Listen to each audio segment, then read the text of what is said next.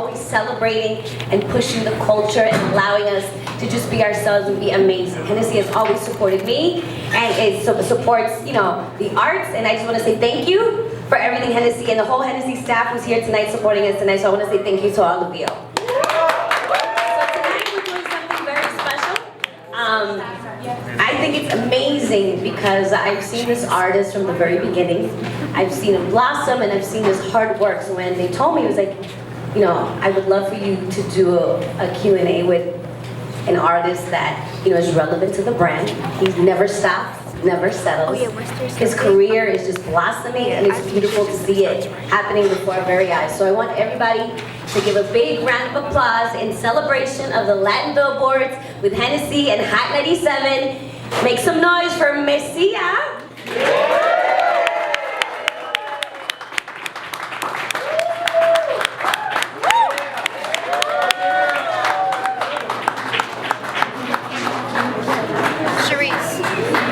That song, because he's gonna flash on this song. You know, Messiah has to make his grand entrance, right?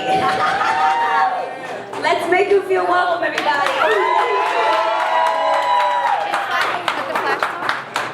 Welcome. Thank you all for being here. Thank you all guys. So, Messiah, this is so exciting. You know, in celebration of the Latin Billboards tonight, we have an opportunity. All this amazing press. We're doing this super intimate, so it's a special treat to have you here. And you know, for anybody who's new to the Messiah experience, because that's really, we're on that ride with you as you're growing and as you're blossoming. We've seen you grow. So, tell us a little bit about your background, like where you're from, and your connection to the arts, and what inspires you. Well, my name is Messiah. I'm from Uptown New York on 34th Road. I was born in the Dominican Republic. Came here when I was 2 years old. I came here to Harlem. And I come from an artistry of singer-songwriters in my family. My father used to sing, my father used to write music. So since I was very young, I knew I wanted to be an artist. I just knew that when I heard music, the way it made me feel, the way como que se me paraban los pelos cuando yo escuchaba música. So it was something distinct, something different every time I used to listen to music. And yes, I'm one of the pioneers of land trap. You know what I'm saying? To me, it's an honor to say that something that I believed in, something that I love since I was young, is now not only a movement, but a genre. El Latin Trap está aquí para quedarse. El Latin Trap es un movimiento y es un género, ya ustedes saben. So, okay, so let's start from the beginning, right? When was the first time that you heard like a rap record that inspired you, that you were like, because you could have easily been a singer or play an instrument. What was it that inspired you to be like, okay, I have this rhymes, you know, I can rhyme, I have this skill, and I want to push it. Like, how old were you when you first recorded your first rhyme? Well, when I first recorded my first rhyme, I had to be at least 16 years old. But when I first wrote my first rhyme, I was 11 years old. Because I remember a line that said, I'm only 11, stop trying to hate. The only reason your arms are strong because you masturbate. So I remember I used to be so proud of that one verse. I remember like, you rap? Yeah, I rap. It went that one verse. I had that one verse for at least like 3-4 years of my life. But I definitely went to the studio. The first time I was in the studio, I had to be at least 16 years old. I started doing it like professionally, like when I was 18. So definitely my first rhyme was like 11. Y ya los 16, 17, 18, I was getting into like the studios. I was like getting like the swag, finding my niche in music. So yeah, when I was a teenager.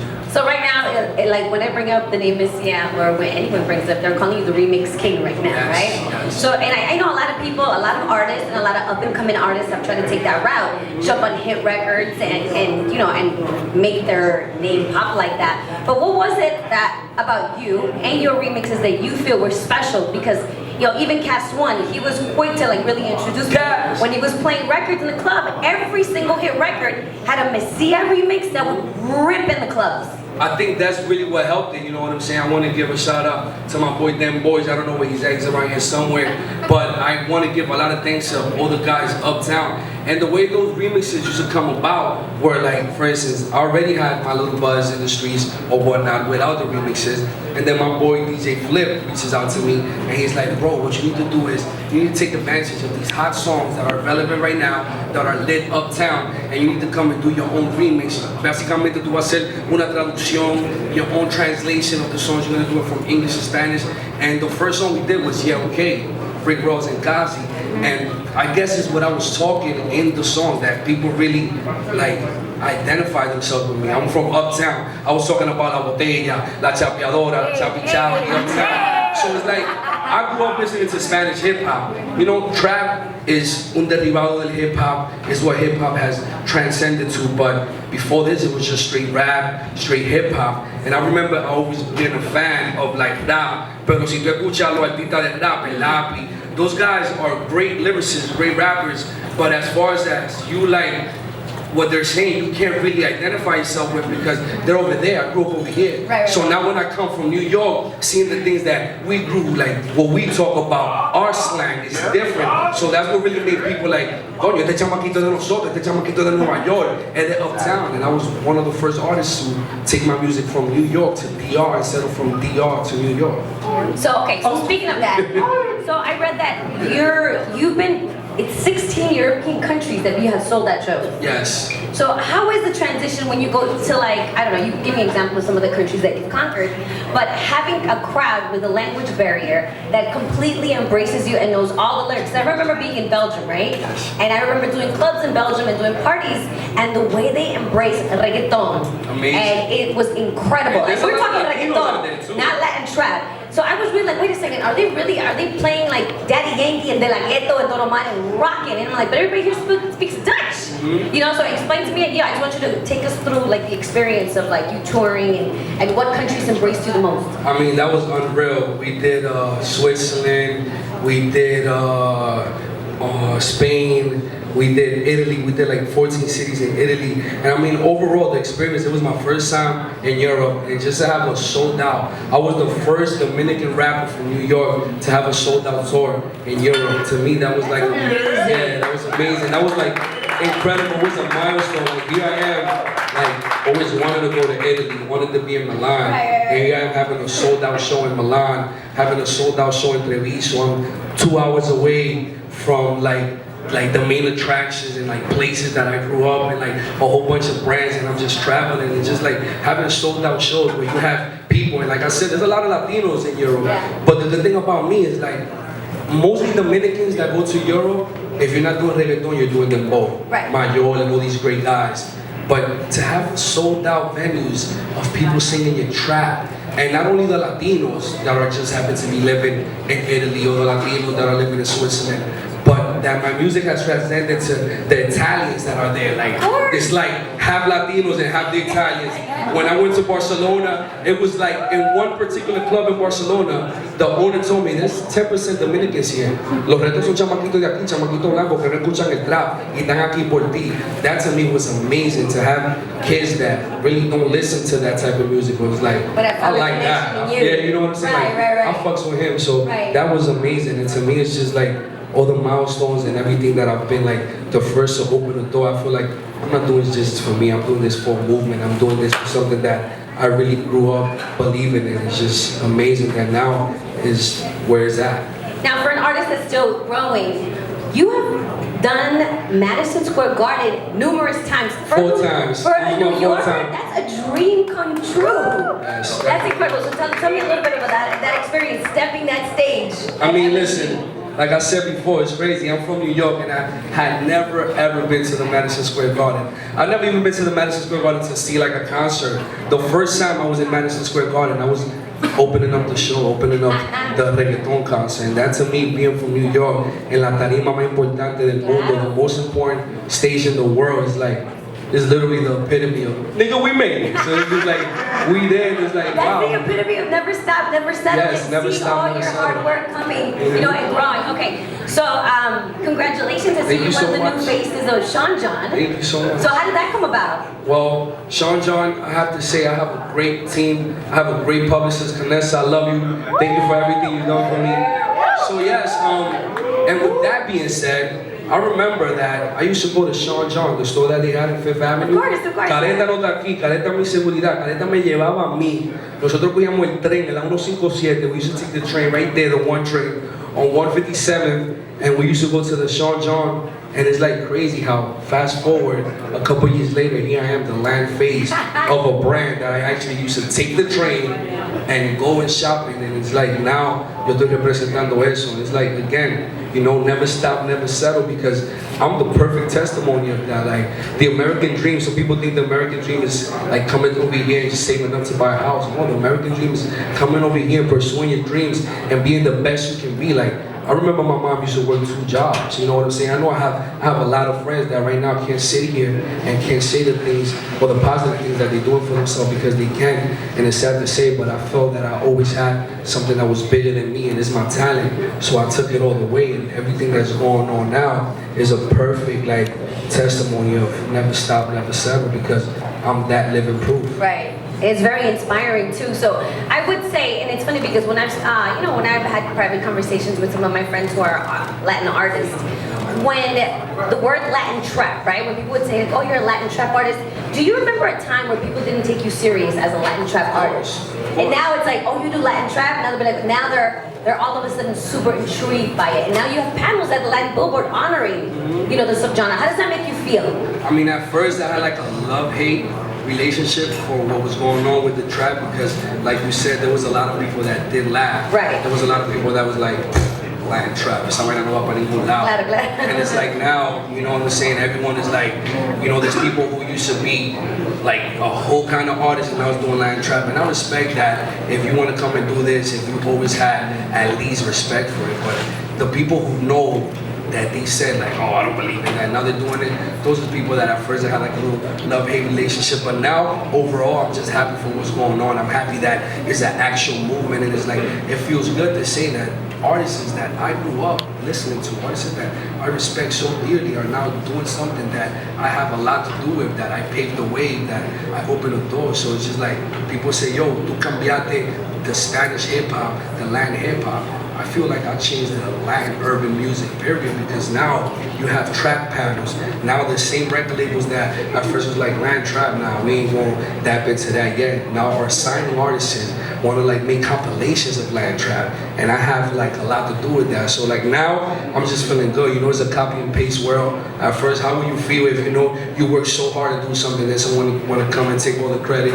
You know, you're gonna feel some type of way. You can't tell me no, but at first it's just like a matter of just overcoming that. Now I'm good. Now I'm just chilling. Now I'm just happy for what's going on with the Latin trap. By the way, guys, I heard that he's the only Dominican representing in those Latin trap and the Billboard Awards. Facts. So, okay, so talk to me, because I know growing up you've admired so many artists. Who surprised you the most? Like when you were, cuando tú estabas en Tarima at Madison Square Garden, who came up to you, an artist that you connected with, and you're like, oh my God, I can't believe this is really 360, and this is happening, and this person is really like actually listens to my work and is rocking with me. I mean, I just put it in my Instagram. Thank you, Gabi. He introduced me to Don Omar. Don Omar is like one of my icons. And Don Omar had said in an interview, he was like, Messiah, yeah, I love Messiah, I love Latin trap, I love his he actually was saying he has like a love-hate relationship with Latin trap too. Did he tell you why? He did tell me why. He was like, just because certain songs are like too explicit, you know what I'm saying? Okay. And I do understand that. You know, we do have to have certain type of songs para todas las edades, que la puede escuchar una niña, que tú se la puede escuchar a tu mamá, tú me entiendes? But he was telling me like, overall, I just love what you've done, you know what I'm saying? Just keep to what you believe, always be grateful, always be good to your team. And he said, yo, I respect you so much. And to have Don Omar telling you that he respects your movement, he respects what you do. Yeah, that has to feel incredible. Amazing. That's a big part. So, okay, so I read that you were nominated for a Daytime Emmy. Yes. That's quite... That's crazy. I didn't even know what an Emmy really was, like, until I just got nominated. So, Emmy represents excellence in television. Yeah. And I did this jingle for this big Latin radio station, and we're nominated for an Emmy. That's incredible. Amazing. It's incredible to see you growing and just being amazing. Yeah. So, okay, so talk to me about you have a new album in the works, you've been working a new single. What's My going on new with single's coming out April 28th. It's co-written by Wise, the Golden Pen. Talking about that guy. That guy is like responsible for like 50% of like all the biggest hits in reggaeton. So just being in the studio with that dude and just like writing music and doing it from scratch. And it's called Te Dejaste Amar, which is like you let yourself be loved. And it's like me kind of, because besides being all this Latin trap pioneer, la gente tiene que entender que yo soy un artista también y a mí me gusta cantar, me gusta escribir canciones. So this is that perfect balance of my commercial side, just not Messiah El trap artist, Right. Messiah El Artista. Right, which is super important. I'm just curious, when you're at home, what do you listen to? Like, what are the last couple, like, what would we hear, like, in your collection, your iTunes, that would be surprising to all of us? Wait, Messiah listens to this? Since I was young, besides all the trap I listened to, when I was young, I used to be made fun at my playlist because I had a whole bunch of Jose, Sandro, Rafael, so people would be like, I know, tú lo eres un viejo. But honestly, these were the songs that inspired me to write music. These were the songs that inspired me to be the artist I am today, because I feel like there's music that have expiration dates and there's music that's timeless and it's endless. Of course. And you know, right now, podemos hablar de botella y estamos en la discoteca, but there's gonna be a time that we're not always gonna be talking about bottles and talking about choppy choppies. Yeah. So those are the songs that transcend through time, and that's your goal. of course I also want to be remembered as a great artist and leave behind a legacy other tun just un rapero que se pegó de downtown. Claro que sí. Un rapero que representó, un artista que representó a los latinos donde quiera que fue, y más su gente de República Dominicana, Licey al medio Santiago. Y para todos los artistas, all the young becoming artists that are, you know, they're struggling, they're hustling, putting their music on SoundCloud. Like I said, you started being inspired, but you hustled. What words would you have for them to inspire them, to push them, to encourage them to never stop, never settle? I mean, it's all about grind. Like, I was really out there giving my mixtape in clubs. I was really out there, like, having a song already popping. Like, DJ Flips was telling, yo tengo el chamaquito aquí, decita bien. Like, at first it was kind of embarrassing. At first I seen people fling my mixtapes. I literally seen me give someone a mixtape and seeing them fling it seconds after I gave it to them, being in these salons, being everywhere. And now, like, I feel all these artists, all these new artists, they want the shine, but they don't want to put in the grind. And the grind is essential, because when you make it, you have something que decir. Conchale, yo me recuerdo que yo trabajé para esto, el sacrificio mío paid off. So my advice to everyone is, like, literally the law of attraction. Anything you put in your mind that you're gonna accomplish and you're gonna make happen, if you don't sidetrack, si tú sigues para adelante como los caballos, at a point in time, the universe is gonna conspire to have you have that you never gave up. Some people give up, Laura. Some people, or tienen un hijo, or things is going crazy in your job or at home. The one thing about me, que yo soy como los caballos, like, my work can be crumbling down, but next day I'm getting up, next day is a new day, and next day is a new hustle, we're gonna make it happen. So that's just one thing I want to teach everybody. Just don't let no one sidetrack you. Mucha gente me dijeron, rapero, ¿qué rapero ni rapero? And look at me now. So it's just that. Just make it happen and just don't let no one sidetrack you, because you can't let no one stop you from your greatness. Well, I want to thank you for sharing your story, giving advice, and just sharing with all the amazing press that came here tonight to honor you. Thank you everyone for Everybody, coming. let's give a big round of applause for Messiah. So you guys stick around, enjoy some cocktails. Yes. Hennessy is pouring everywhere. Hennessy Privilege. Okay, thank you so Thank much, you guys so Hennessy much. V.S.O.P, for always honoring us and pushing us to never stop, never settle. And we're gonna have a special performance with you tonight, right? Yes, we are. All right, so we're looking forward to that. Stick around. Cast 1 is here. My name is Laura Stylez. Thank you so much, guys.